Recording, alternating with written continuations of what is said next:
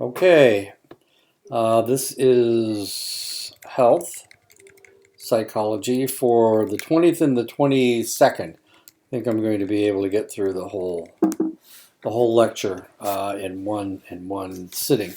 Today we're going to talk about managing pain, or how in the world do you manage your pain if you're in a great deal of pain. Pain is a real serious problem in the United States. Clinical pain is pain that requires some form of medical treatment. So if you hurt yourself and you're in such great pain, then you will probably go into the doctor to try to relieve that pain. The cost annually in the United States is between 500 and 635 billion dollars a year. That's equal to about $2,000 for every person in the United States. The prevalence of pain, it's experienced by 1/3 of the U.S. population, which means that 1/3 of the U.S. population is doing something to manage their pain. Either they've got migraines or they have back pain. They've got chronic pain that has to be managed. So about 1/3 of the people in the United States are either taking NSAIDs. Most of them are taking NSAIDs. Some of them are taking more powerful pain relievers, such as opiates and opioids, and then that's 1/3 of the population. It's the most common reason that people seek medical treatment is for their pain relief. Acute pain is sharp, stinging pain that is short-lived and usually related to tissue damage, such as burns, fractures, or overused muscles. Recurrent pain are episodes of discomfort interspersed with periods in which the individual is relatively pain-free that recur for more than 3 months. I have pain in my knee, and it's recurrent pain. Doesn't hurt all the time, only when I'm doing certain things like walking upstairs. Chronic pain is pain that lasts for 6 months or longer, long past the normal healing period. I was bitten by a dog last Sunday, so it's been a week. It's tender to the touch, but I don't. It doesn't really hurt. As a matter of fact, it didn't really hurt that much after it happened. Pain may be continuous or intermittent, moderate or severe, and felt in any part of the body's tissue. Hyperalgesia is a condition in which a chronic pain sufferer becomes more sensitive to pain over time. A normal adaptation during sickness is that you hurt more, and that's one of the things we're seeing with the coronavirus. If you read accounts of individuals who suffered from the coronavirus, but it wasn't severe enough to go to the hospital, there's two CNN reporters who have coronavirus, and they've been chronicling the problems that they've had with pain and with the coronavirus. And the biggest complaint is body aches. It depresses them, and that seems to be fairly debilitating. So when you're sick, you become more sensitive to pain, and that's known as hyperalgesia. Psychophysiological measures. Psyche means mind, and physique means body. An electromyograph, or the EMG, assesses the amount of muscle tension experienced by pain sufferers. A lot of times when you injure something, you injure a muscle or you injure a joint, a lot of times what will happen is your body will try to control the area by tightening up the muscles around it. And sometimes what will happen is the damage will heal, and but the tension stays there, and because of that tension, you still get chronic pain or recurring pain. So one of the things that you have to do in order to relieve that pain is to make the muscles relax, which isn't the easiest thing in the world if you're in a great deal of pain. I cannot take ibuprofen because ibuprofen makes me depressed. It's the oddest thing in the world. About 5% of the population in the United States get depressed when they take ibuprofen, and I happen to be one of those individuals. But if I take ibuprofen, I've got a muscle problem or a back problem, and I'm trying to alleviate that, a lot of times what will happen is if I take any analgesic, whether it's Tylenol or aspirin or ibuprofen, it will relieve the pain, and then my muscles relax.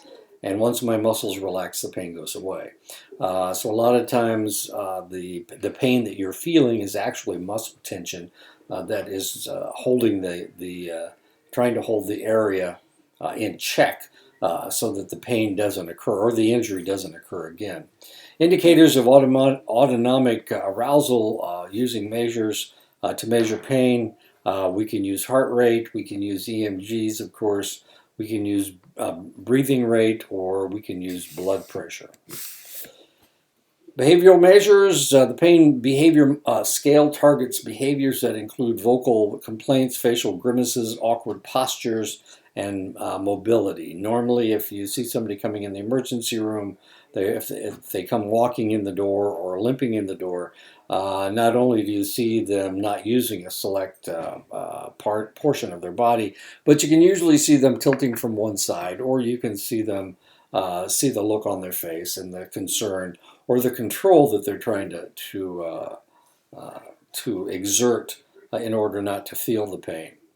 And you can tell that they really are in pain. Pain Response Preference Questionnaire measures the range of potential pain-related responses desired from a partner or spouse. Separate scales include solicitude, management, encouragement, and suppression. Pain rating scales are numerical ratings or a pain diary. Children's Anxiety and Pain Scale, the CAPS, and the Children Fear Scale, the CFS, capture dimensions of pain and fear in children. And this is usually the way that they do it. This is the McGill. I think this is McGill. This is since children can't tell you, sometimes they are nonverbal. What you have to do is you have to ask them where their pain is. Are they a big smiley face? Are they a small smiley face? Are they not feeling any? Is their mouth? Well, I'm going to do this. Is their mouth straight across? Are they feeling kind of sad because of it? Or are they feeling real sad because of it?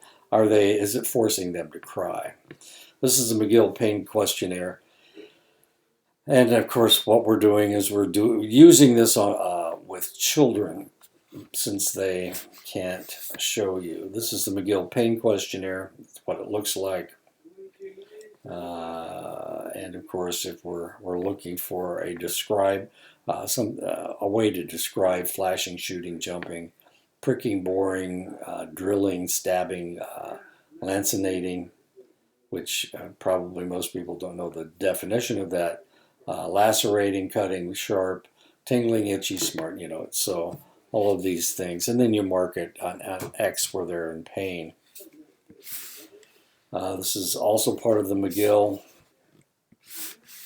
Pain pathways. Unlike other senses, pain is not triggered by only one type of stimulus, nor does it have a single type of receptor.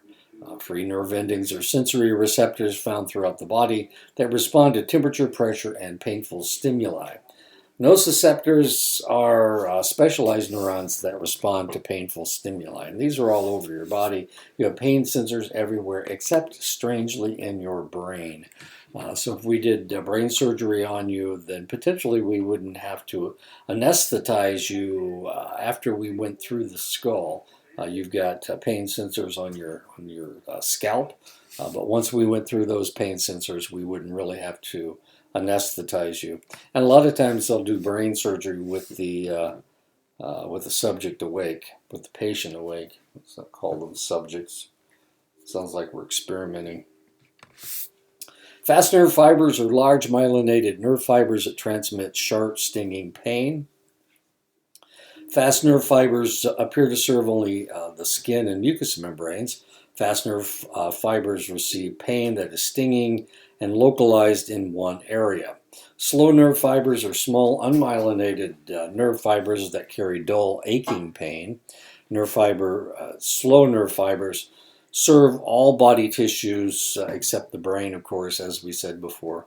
The brain does not experience any pain whatsoever, as weird as that sounds. Slow nerve fibers signal dull and aching pain that is generalized to the whole body. So why do people get migraines? There's two different types of headaches. There's tension headaches where the muscles tighten up around your skull, and that causes you to have a headache. The other is a migraine. And migraines are caused by it has something to do with circulation. The circulation is you need more circulation in your brain, and you're not getting it, and that causes pain sensors to go off inside your brain that tell the rest of your body that you're in pain. Substantia gelatinosa is the dorsal region of the spinal cord where both fast and slow pain fibers synapse with sensory nerves on their way to the brain. Referred pain is pain in an area of the body that is sensitive to pain but caused by disease or injury in an area that has few pain receptors. And there are areas in your body where you have few pain receptors. The area in your elbow where we draw blood, the antecubital area in your arm, that has very few pain receptors, and if you touch other places on your arm, you can tell that there's that's very sensitive. But right there in the elbow, since you're moving your arm up and down, you're actually slamming the skin together on your bicep and your forearm. You're doing that constantly. You really don't need pain sensors in that area. The thinner black line here, this is the black line right here, illustrates the pathway for fast acute pain, which originates with fast nerve fibers in the spinal cord and projects to the somatosensory cortex. The thicker blue line illustrates the pathway for slow chronic pain, nerve fibers in the spinal column, and that's this blue line right here. That's the one. That's the slow achy pain, and this is the fast ouchy pain. I guess they're both ouchy, aren't they? Substance P the P stands for peptide. Substance P is a neurotransmitter secreted by pain fibers in the spinal cord that stimulate the transmission cells to send pain signals to the brain. Along with glutamate, substance P continuously stimulates nerve endings at the site of an injury and within the spinal cord, increasing pain messages. Enkephalins are endogenous opioids found in nerve endings of cells in the brain and spinal cord that bind to opioid receptors. Enkephalins are opioids inside your body. They are naturally occurring. That's why they are called endogenous.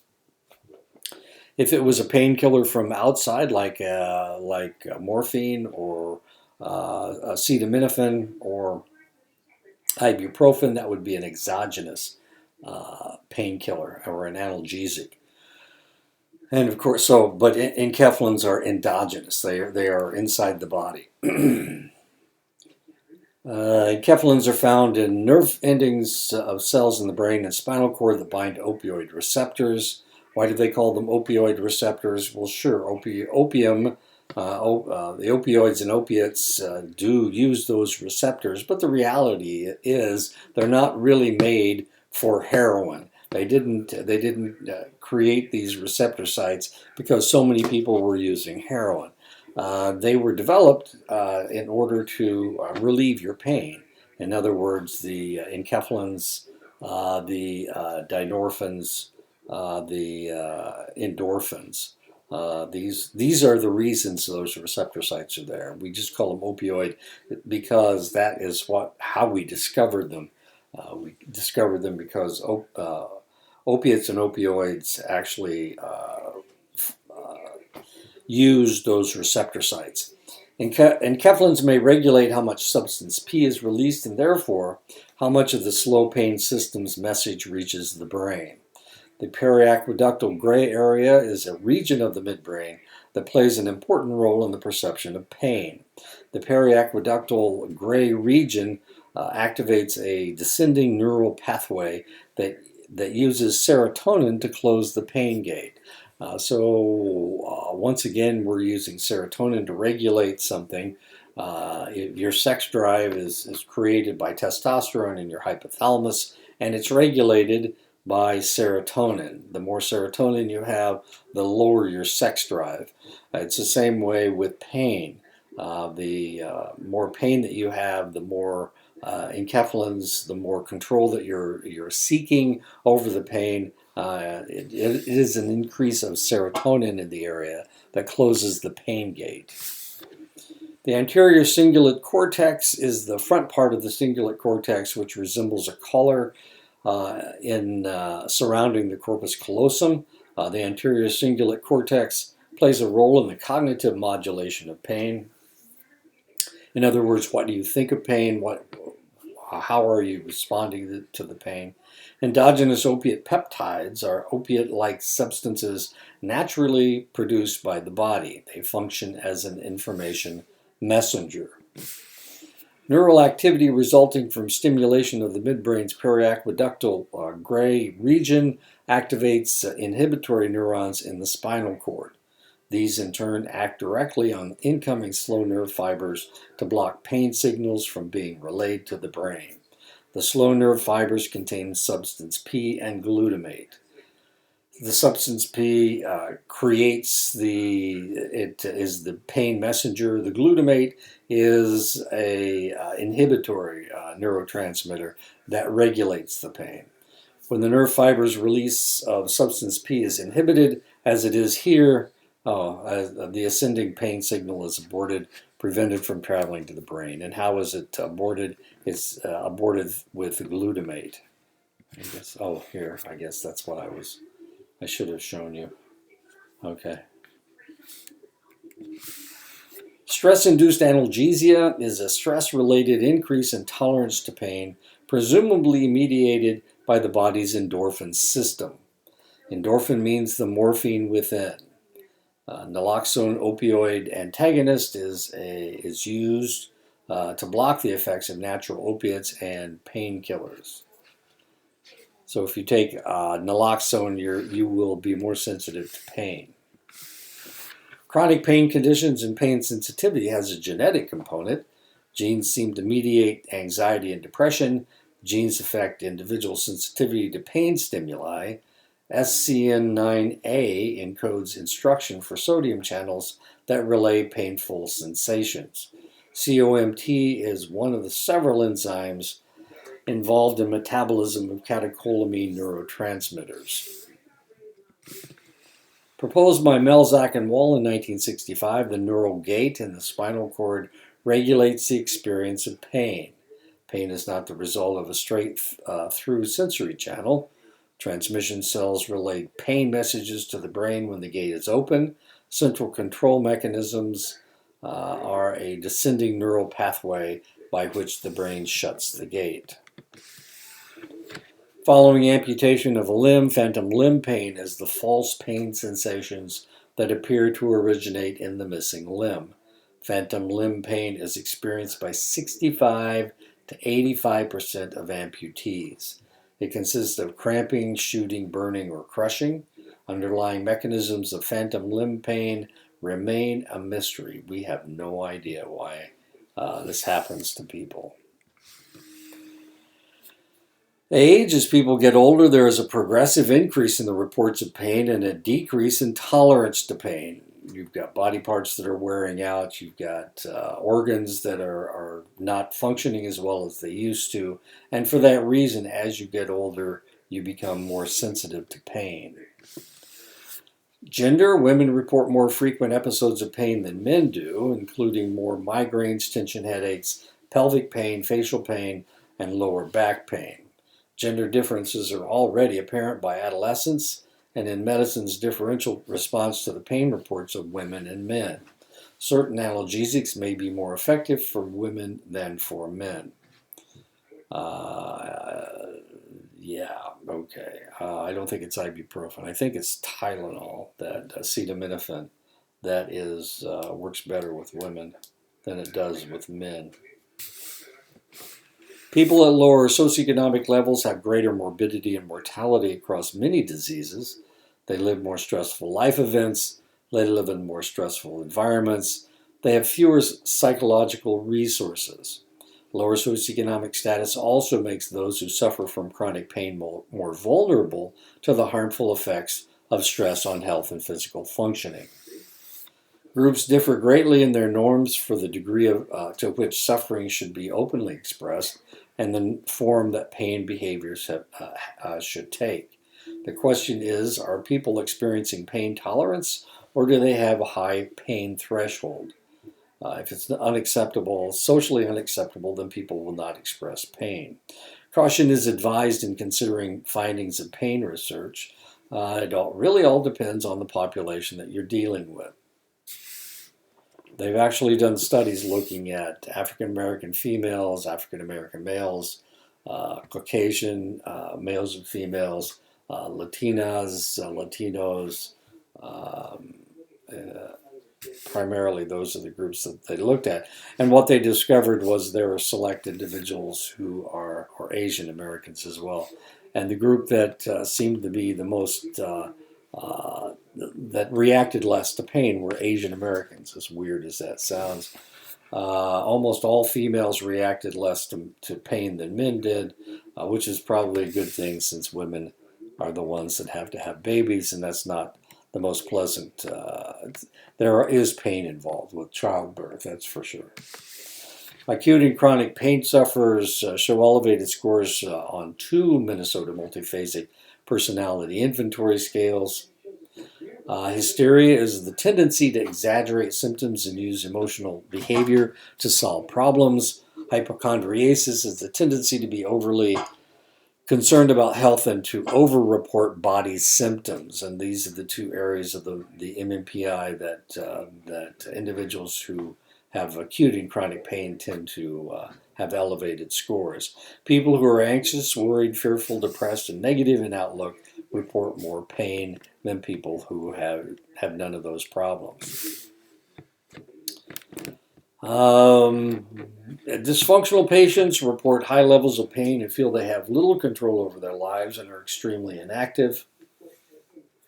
Interpersonally distressed patients perceive little social support and feel other people in their lives don't take their pain seriously. Adaptive copers report lower pain levels of pain and distress and continue to function at a relatively high level. These are adaptive copers. So I guess we should try to train our children to be adaptive copers. Social and cultural factors can influence people's experience of pain and actually lead to the social construction of an illness. How we learn to respond to pain begins in childhood. Children whose parents disregard their pain behavior may grow up more stoic in their approach to pain than children whose parents pay undue attention to every minor ache and pain. And I saw this in my own family. My kids played a lot of sports, and my son used to fall down every time he kicked a soccer ball. So he's on the ground a lot. Anyway, so I kind of taught my kids to ignore the pain and just keep going. I have a niece who is, I talk about her all the time. She has all kinds of problems. Now she's been diagnosed with schizophrenia. But she tried to do the same things my kids did. And every time something happened, of course, if she fell down or if somebody bumped into her, she would hold her arm and act like she was really hurt. And this is one of the reasons is because her mother reacted to every minor ache and pain that she had when she was a child. So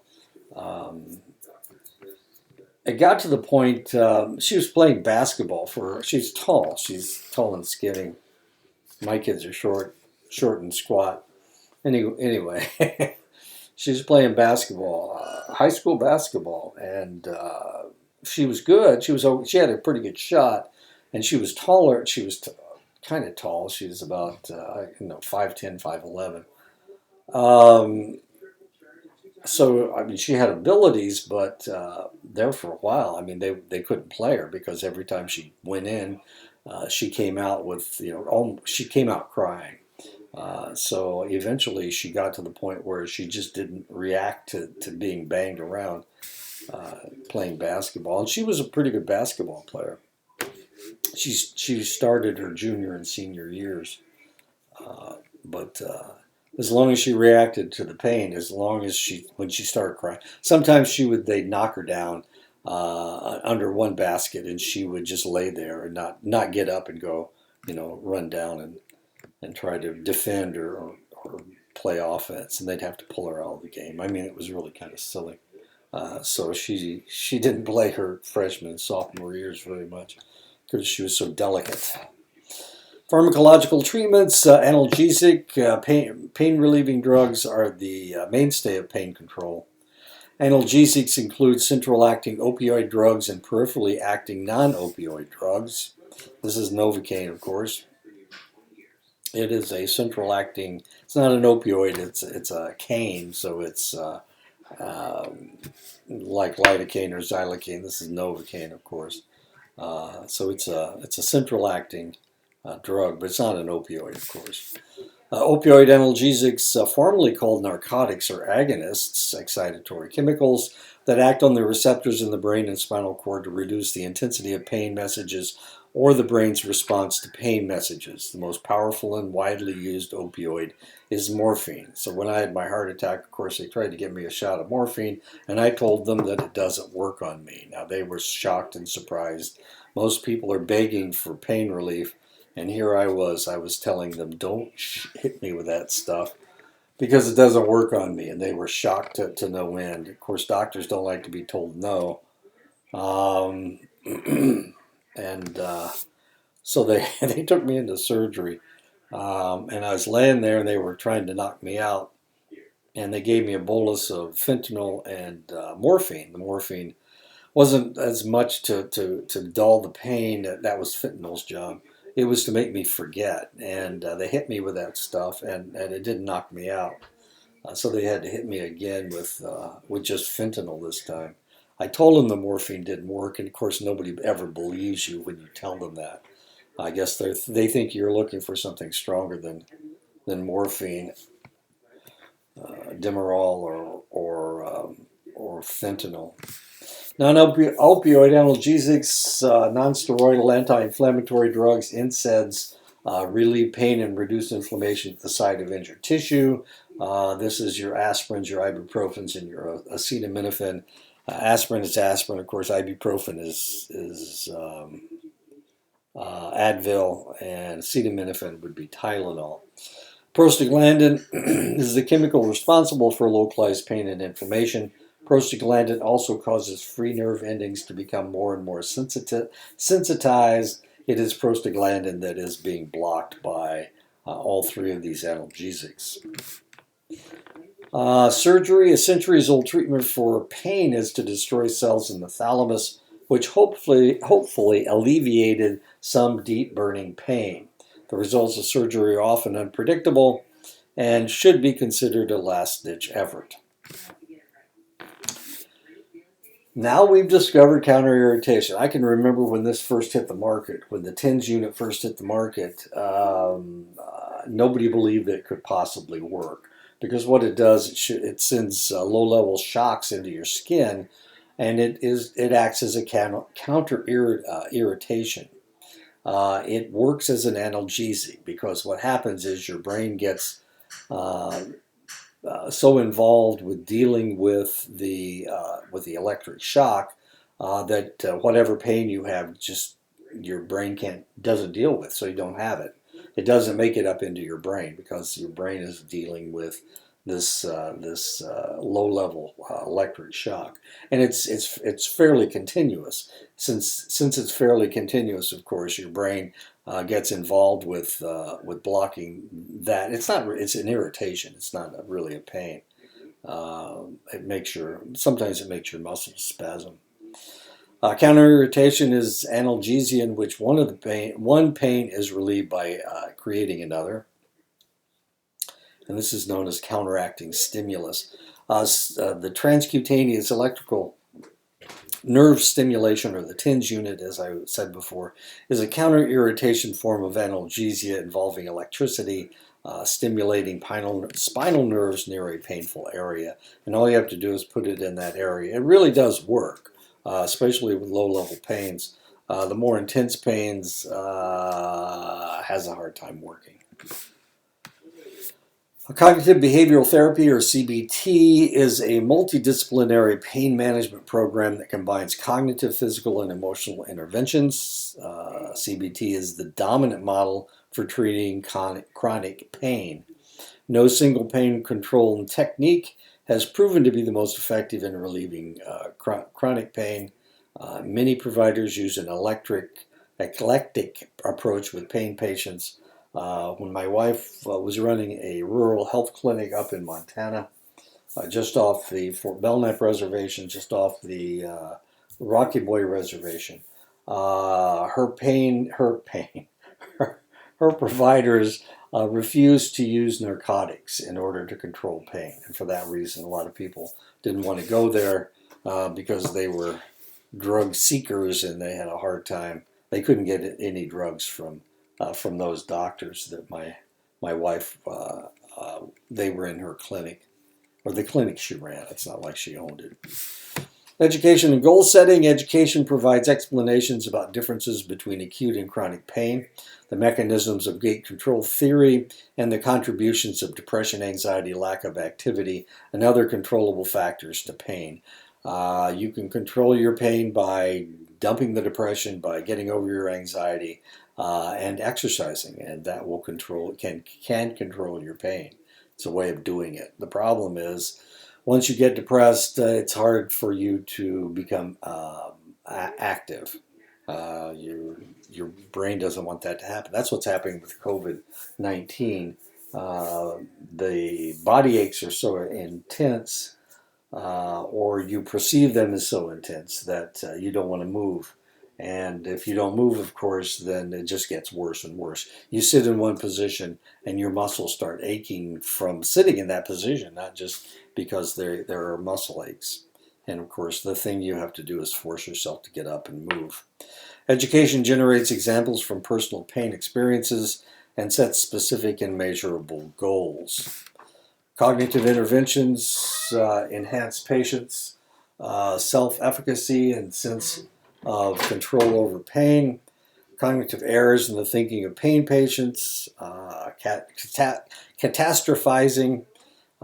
This is going to get worse. This is the worst pain I've ever had. That's catastrophizing.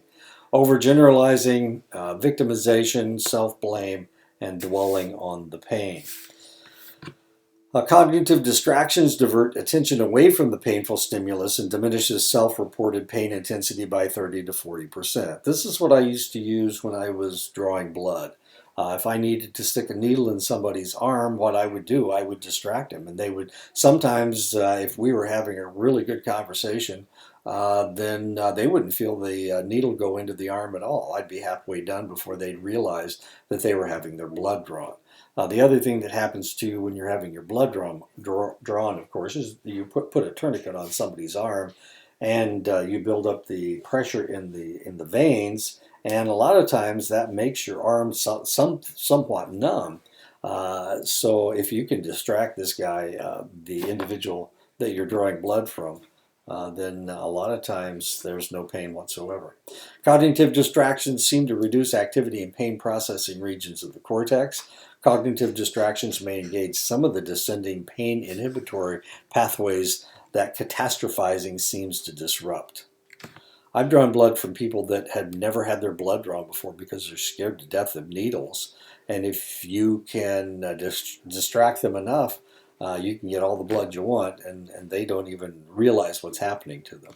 That doesn't sound very nice, but the reality is there's a reason why you're drawing the blood, and that tends to be more important than it's important, and usually that's the reason we're drawing blood anyway. Guided imagery is a form of self-hypnosis involving focus, concentration, and attention. Guided imagery is often used to supplement other techniques. Guided imagery is most effective with low to medium levels of pain intensity. Guided imagery is a component of Lamaze training, and that's Lamaze is the prepared childbirth. I can't lay down like that. It gives me a headache. Of course, it doesn't. I don't do it, so I don't get headaches. I don't get headaches. As weird as that is, I don't get tension headaches. I don't get migraines. There's obviously something wrong with me. Opiates don't work. Caffeine is. I'm insensitive to caffeine. I get depressed when I take ibuprofen. So obviously, there's something wrong with me, and I need to recognize the beauty of laying down flat on your back. Cognitive reappraisal is a key component of CBT, cognitive behavioral therapy, that focuses on helping individuals reinterpret pain-related sensations, restructure maladaptive thought patterns, and make positive self-statements. Relaxation strategies include meditation, self-hypnosis, exercise, and religious spiritual coping. Behavioral interventions begin by identifying the events, stimuli that precede pain behaviors, and of course those are the responses, as well as the consequences that follow. I can tell you right now that the lady giving the shot is not very good at giving shots. You can see the concern on her face. You just need to do it and not look so messed up. And I don't like the way she's holding the syringe. One of the things that you can do when you give somebody a shot is you can pull the skin tight. And if you pull the skin tight, there's very little, it's the tugging that people feel. So if you can pull the skin tight, you can punch the needle just right through the skin without any, the needle's really, really, really sharp. And it tends to be really tiny too. So a lot of times they can't really feel it. If you go in fast, get rid of your juice and pull out, then that lady doesn't. Isn't a very experienced injector. Treatment focuses on altering the contingencies between responses and reinforcers. Overall, the most effective programs are multidisciplinary in nature, combining the cognitive, physical, and emotional interventions of cognitive behavioral therapy with the judicious use of analgesic drugs. Effective programs also encourage patients to develop and rehearse a specific pain management program. Both biofeedback and relaxation training are more effective than a placebo in relieving the pain of tension headaches. Across many studies, however, the greatest relief occurred when biofeedback and analgesics were combined, as you can see. Guidelines, okay, we do have a problem with pain in the United States. And the reason we have a problem with pain is because once upon a time, the AMA decided that we weren't doing a good enough job with pain management. So we needed to make sure that people didn't have nearly as much pain as we were allowing them to have. So what happened was, when somebody gives you an antibiotic, they tell you to take the whole thing. And the only way that you can be sure that you're going to actually be cured of your problem is to take the entire regimen. They refer to it as a regimen. Well, they started doing that with painkillers, with opioids and opiates. They started hitting people with relatively large doses of opiates and opioids. Before, if you had a pain that would go away in 10 days, they gave you 7 days of pain relief. Or they gave you 15 days of pain relief, gave you 2 weeks of pain relief. It was going to go away in 10 days. Now the reality is that you need to take all your antibiotics. It's a full regimen. If you don't, then you may damage the bacteria, but you don't knock it out. And that's of course not what you want done. So you need to take all your pills if it's an antibiotic. However, what if it's pain? So you start taking your pills, and by golly, after 3 days, it's gone. And they gave you 30 days worth.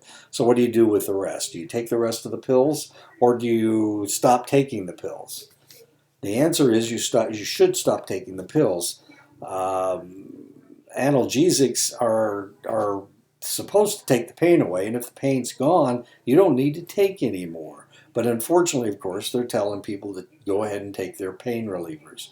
I don't believe in that, and I think doctors made a huge mistake. This is like in 2000, 2001, they did this. So what needs to happen is that individual needs to stop taking the drugs, and they need to stop giving them mega masses of pills. Recognize, okay, so these are the guidelines of assessment and management of pain. Recognize that patients have a right to the appropriate assessment and management of pain, and that is true, and that's what we need to do. Assess the existence, nature, and intensity of pain in all patients. It does exist. We need to deal with it. Facilitate regular reassessment and follow-up. Educate staff in pain management about pain management and assessment. Establish procedures that allow staff to prescribe effective pain medications appropriately. Educate patients and their families about effective pain management. And primarily we're talking about chronic pain. But like I said, we do have a problem, and that problem hasn't been taken care of over the last 20 years. We've been using overkill to get rid of our pain problem. And that is the end of the chapter. And since that is the end of the chapter, that is the end of the lecture for this week. I have one more chapter, chapter 15, and I will tackle that next week. So have a great week. Stay safe, stay home, be good, and try to stay away from all those crazy people out there with coronavirus. Don't think of this as a zombie apocalypse, but we still need to stay away from people, even people we love. If I have a grandson, and he wanted me to go down in the basement today. I went over to his house to help his mom start the lawnmower, and he wanted me to go down in the basement and play hockey with him. Basement hockey, but I needed to do this for one thing, but and it just broke my heart not to go downstairs and have a good time with my grandson. But they've been to Florida, and I'm an old man without a spleen, so I need and somebody that's had a heart attack, so I need to be careful. Anyway, so that's what you guys need to do as well. Talk to you later. Have a good week.